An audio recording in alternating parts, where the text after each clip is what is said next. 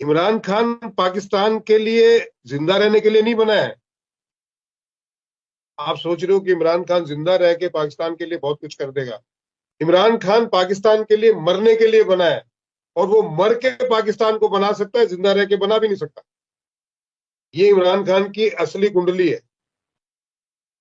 वो बाहर आएगा, वो लड़ेगा, वो मरेगा, और वो आपके जितने कायदे आजम है उससे ज्यादा फेमस होगा अगले आने वाले 100 साल के लिए। क्यों? क्योंकि उसकी ये 1-1.5 साल की जो जर्नी है वो बहुत बड़ी जद्दोजहद की जर्नी है, और इसमें ये उसको मारेंगे भी, झेल नहीं सकते उसको। लेकिन मुल्क की ऐसी तैसी तब तक हो चुकी होगी, और लोग पाकिस्तान का आपके आने वाले 150 साल का हीरो होगा इमरान खान। मेरा कोई दोस्त नहीं है वो, मेरी कोई पर्सनल रिलेशनशिप नहीं है, उसने हिंदुस्तान के खिलाफ बहुत बोला है, लेकिन पाकिस्तान के लिए अच्छा है वो।